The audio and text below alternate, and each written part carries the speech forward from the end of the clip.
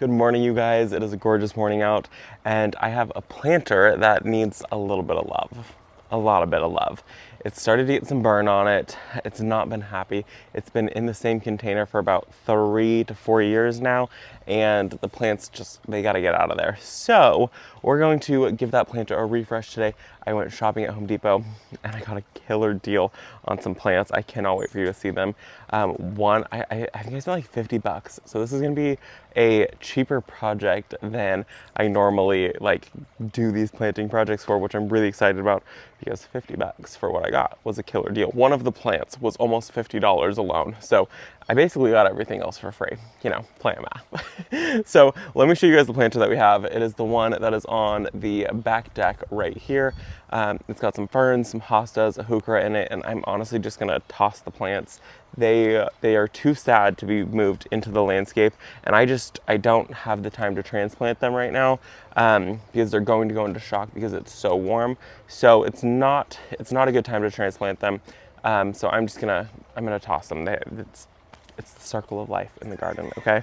So we're gonna do that, and let me show you guys the plants. There's Sadie, who wants to go inside so badly. She says she's not an outside dog. But this is the planter that we have right here. It is this half round stone planter, and it's got some ferns in it. It's got a heuchera in it. It has a hosta somewhere in there, but the soil has sunk by about half. So in this planter, you can see back here, there's the hosta. You can see the soil has sunk probably a little bit more than halfway. So it's super low, and these plants are just not happy in here anymore. So they got to come out, and it's just not going to be worth it to transplant these because, like I said, they'll just shock and burn and die even more than they already are. So I'm just not going to worry about it. And honestly, I don't even have somewhere for a fern like this to go. The other fern that I have exactly like this is right over there, and it is also burning. So that's just, I think maybe it's just this burn. This is, I think, the Autumn Brilliance one or something like that, or this needs to be in like 100% shade. It gets morning sun, and then this planter does get hit with a little bit of afternoon sun. So I know exactly why this one is burning. So we're gonna have to take care of this, but it's funny because I have all these other ferns right here. This one right here is called Lady in Red because her stems are red, and she's a more delicate fern. I have the Kimberly Queen ferns right there, and they don't burn. So these two can handle a little bit of morning sun and some of that afternoon sun, but that one and this one, which are the same variety, cannot handle any of it. So let's get this all cleaned out. Actually, let me show you guys what I picked up because I'm excited about them. So this is what I picked up, part of it. I'll show you the rest in a second. I picked up this gorgeous, gorgeous salvia. I felt it just needed a pop of purple by the door. Thought that that would be really pretty. I don't know the variety of this one because I picked it up at Home Depot, and it's just a basic one. It was $9. And then I picked up two of these, are the Supertunia Mini Vista White. And so they have the bigger of a vista. The flowers on them are just a lot smaller.